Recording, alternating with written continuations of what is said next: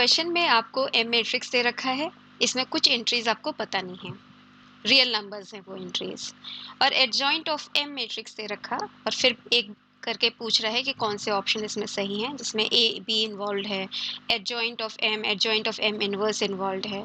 तो सबसे पहले हम सोचते हैं कि एडजॉइंट ऑफ एम दिया है तो क्या दिया है, मुझे क्या इन्फॉर्मेशन है मेरे पास। तो अगर आपको पता है एडजॉइंट ऑफ एम क्या होता है कि को फैक्टर एम का जो को फैक्टर मैट्रिक्स होता है उसका क्या होता है, ट्रांसपोज।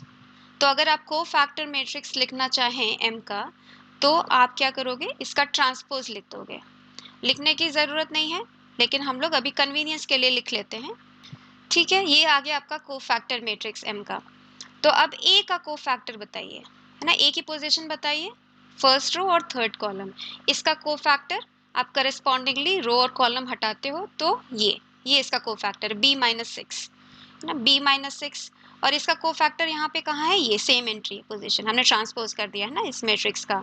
तो ये को फैक्टर मैट्रिक्स आ गया, इसकी वैल्यू जो है 5 के बराबर है। तो यहाँ से इजीली आपकी वैल्यू आ गई कि b की वैल्यू तो 1 है।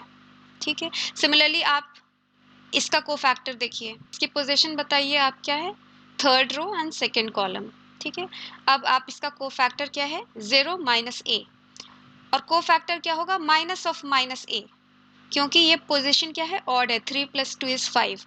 तो को factor is a signed minor, -(-a), और इसका को फैक्टर कहाँ पर है, ये 2 है ना, सेम पोजीशन अगर मैंने ट्रांसपोज कर लिया तो इसका को फैक्टर आ गया मेरे पास 2। तो a की वैल्यू मुझे मिल गई 2। ठीक है, अब ये वैल्यूज तो बड़ी सिंपली हमें मिल गई और a + b की वैल्यू आ गई मेरे पास 3। So first option is correct. फिर और क्या बात कर रहे हैं, अच्छा और बात करते हैं, ये एडजॉइंट ऑफ m के बारे में हमें और क्या पता है। अच्छा, आपको ये बात पता है कि m इनवर्स जो होता है that is adjoint of m over determinant of m, ये होता है।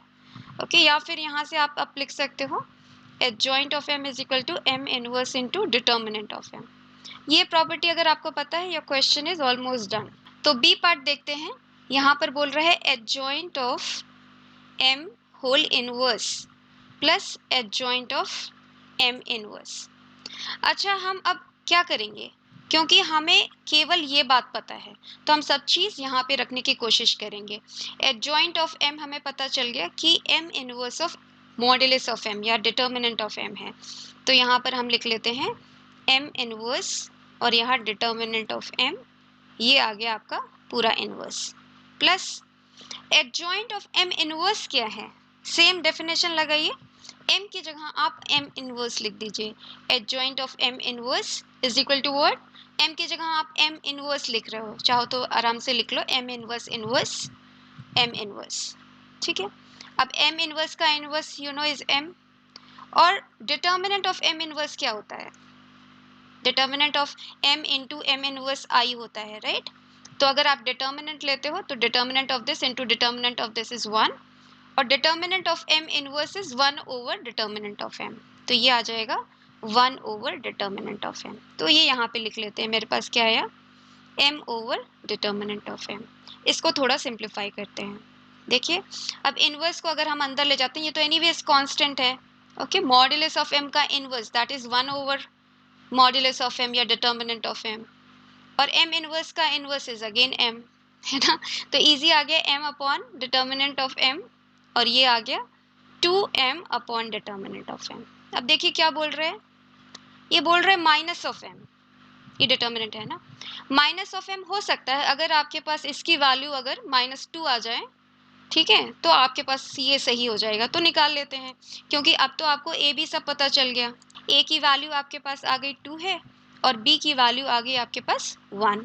ठीक है, डिटर्मिनेंट निकालिए यहाँ से, what is determinant of m, ये तो पहला तो 0 ही है, -1 और क्या आ जाएगा 1 - 9 + 2 एंड देन 1 - 6। ठीक है, तो क्या आया आपके पास 8 एंड देन व्हाट इज 10 -10, तो -2 आ गया, है ना। यही चाह रहे थे हम, अगर -2 आ जाता तो आ गया मेरे पास -2। तो इसका मतलब इनका second option is right.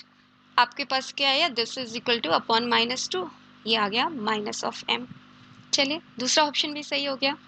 Third देखिए, determinant of adjoint of m square. ठीक है, हमें कोई परेशानी नहीं है क्योंकि हमें एडजॉइंट के बारे में सब कुछ पता है। एडजॉइंट ऑफ एम स्क्वेयर अगर बोल रहा है, डिटर्मिनेंट बाद में लगा लेंगे, तो सेम चीज़ लगाते हैं, है ना, ये वाली बार बार हम ये यूज़ कर रहे हैं।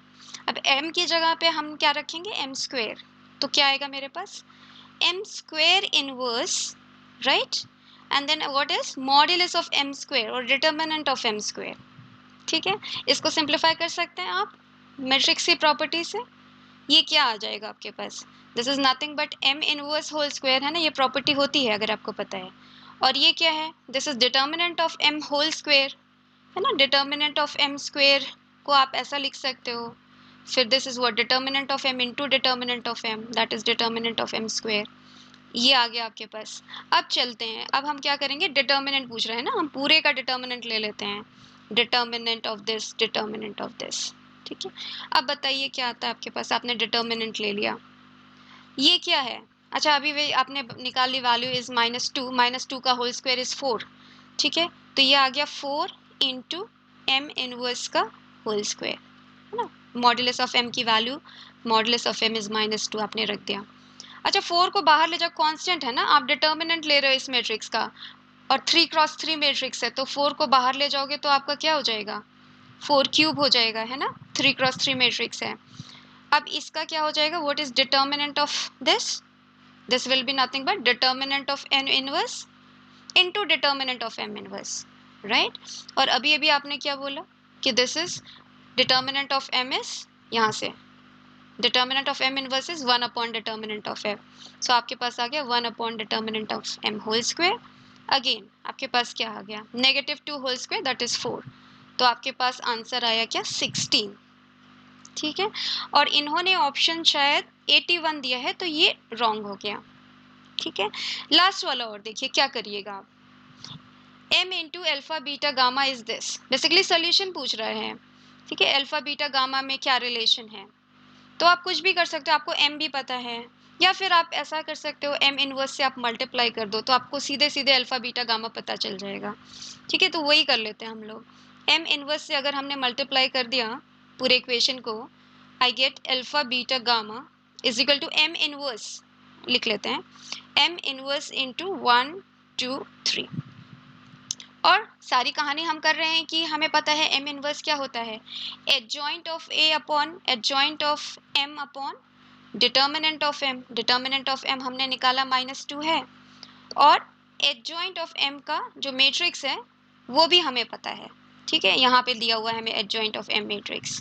ठीक है, सो इस मैट्रिक्स को लिख लेते हैं हम लोग यहाँ पर, ओके, इंटू 1 2 3, इसको मल्टीप्लाई करिए, you have the solution. Then आपके पास क्या आया, ये -1 + 2 -3, and then 8 - 12 + 6, and then -5 + 6 - 3, right, just check करते रहिए ठीक चल रहा है कि नहीं, -½ ओके, और यहाँ क्या आ जाएगा, -2 and then 2 and then what, -2। ठीक है, अब -½ को आप अंदर ले जाओ, क्या आता है आपके पास, 1 - 1 and 1। ठीक है, और पूछ किसकी वैल्यू रहा है, ये alpha minus beta plus gamma. ठीक है, तो यही है ना आपका अल्फा बीटा गामा, देखिए आपने यही से शुरू किया था ना, ये अल्फा बीटा गामा है, यही लोग आपके अल्फा बीटा गामा है। तो alpha minus beta plus gamma की वैल्यू बताइए, अल्फा की आई आपके पास 1, beta is -1, so -1 is +1 and gamma is also 1, so you get a 3। सो ये भी आपका एब्सोल्युटली सही है। यहाँ पर हमने केवल 2 चीज़ें यूज़ करी, एक तो हमें पता है एडजॉइंट ऑफ m को फैक्टर ऑफ मैट्रिक्स का ट्रांसपोज है, और दूसरी बात हमें ये पता होना चाहिए। ठीक है, चलिए नेक्स्ट क्वेश्चन देखते हैं।